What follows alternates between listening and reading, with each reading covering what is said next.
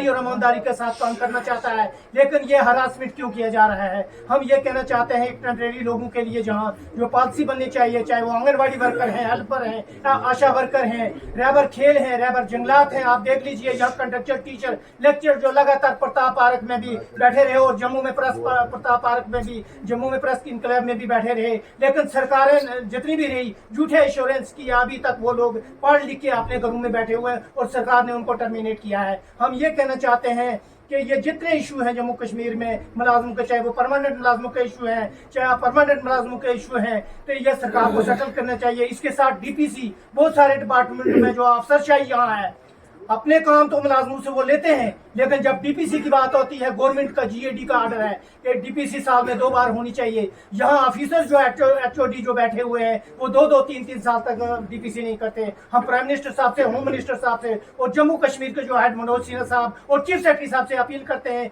कि इमीडिएटली ये मुलाजमों के इशू सेटल किए जाए। अगर सरकार इनको हल नहीं करती तो आने वाले दौर में बहुत बड़ा आंदोलन होगा, जिसकी रिस्पॉन्सिबिलिटी यहाँ की यूटी की सरकार की होगी, ना कि मुलाजम की। शुक्रिया।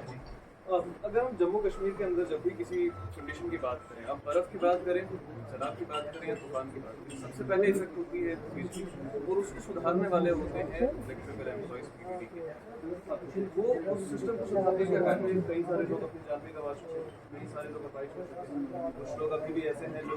सालों से इंतजार में हैं। मिनिमम वेजेस एक्ट की सर में बात की, अनाउंसमेंट बहुत ही सही हो रही है, और भी कई तरह के मसले रेगुलराइजेशन को लेकर के हमारे जो यहाँ से गए हुए लेफ्टिनेंट गवर्नर जनरल उन्होंने बयान दिए कि एमपी से आपको क्या लगता है जम्मू कश्मीर के अंदर ये सिस्टम कब तक चलेगा, और अगर चलता रहा तो आप लोग मुलाजिमों के पास आपको मुलाजमीन के साथ साथ हम यहाँ की आम आवाम हैं, और आवाम में मुलाजिमों की हैसियत से सोसाइटी का क्रीम माना जाता है।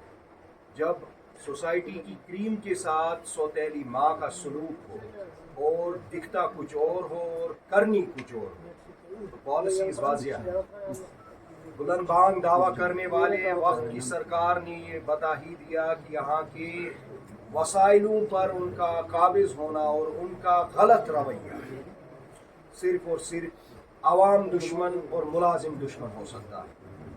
महकमा में काम कर रहे लगातार कई सालों से टेलीविजनों की शक्ल में, कैजुअल लेबरों की शक्ल में जो लोग लगे हुए हैं और अपनी जानों को अजियत देते हुए अपनी जानें गंवा रहे हैं, और यहाँ की आवाम की